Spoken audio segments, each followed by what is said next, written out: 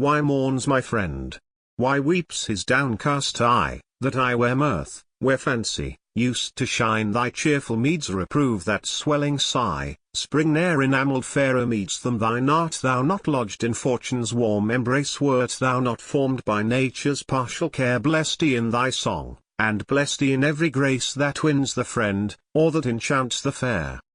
Damon, said he, thy partial praise restrain. Not Damon's friendship can my peace restore, alas. His very praise awakes my pain, and my poor wounded bosom bleeds the more. For, oh that nature on my birth had frowned, or fortune fixed me to some lowly cell, then had my bosom scaped this fatal wound, nor had I bid these vernal sweets farewell.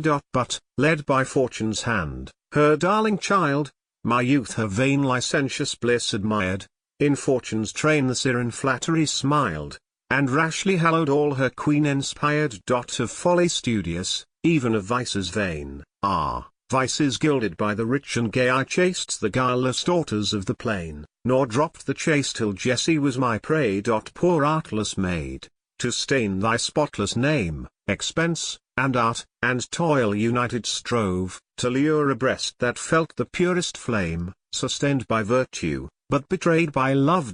Schooled in the science of love's mazy wiles, I clothed each feature with affected scorn, I spoke of jealous doubts, and fickle smiles, and, failing, left her anxious and forlorn.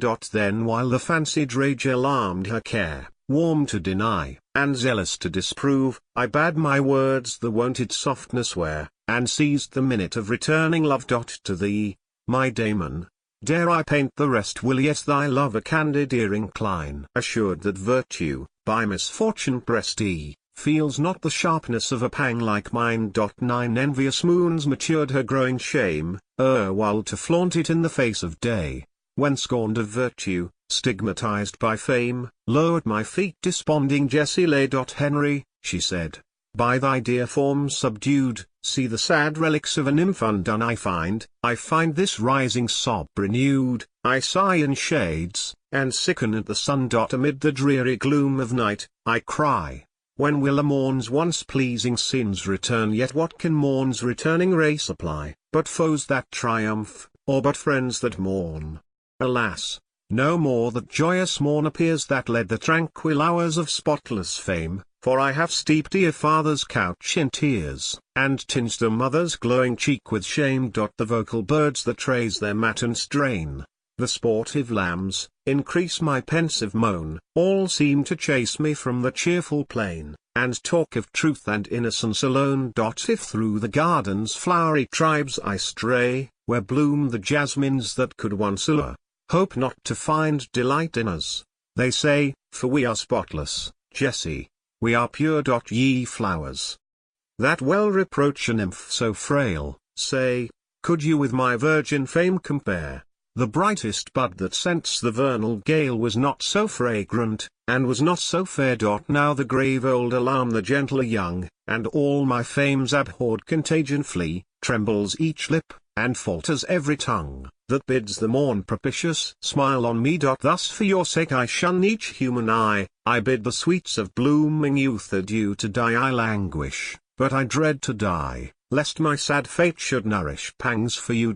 Raise me from earth, the pains of want remove, and let me, silent, seek some friendly shore, there only, banish thee from the form I love. My weeping virtue shall relapse no more. Be but my friend, I ask no dearer name, be such the meed of some more artful fare, nor could it heal my peace, or chase my shame, that pity gave what love refused to share. Force not my tongue to ask its scanty bread, nor hurl thy Jessie to the vulgar crew, not such the parents board at which I fed, not such the precepts from his lips I drew. Haply, when age has silvered o'er my hair, malice may learn to scorn so mean a spoil, envy may slight a face no longer fair, and pity welcome to my native soil. She spoke, nor was I born of savage race, nor could these hands a niggard boon assign. Grateful she clasped me in a last embrace, and vowed to waste her life in prayers for mine. I saw her foot the lofty bark ascend, I saw her breast with every passion heave, I left her torn from every earthly friend. Oh, my hard bosom, which could bear to leave. Brief let me be. The fatal storm arose, the billows raged, the pilot's art was vain, o'er the tall mast the circling surge is close, my Jessie floats upon the watery plain. And see my youth's impetuous fires decay, seek not to stop reflection's bitter tear, but warn the frolic, and instruct the gay, from Jessie floating on her watery bier.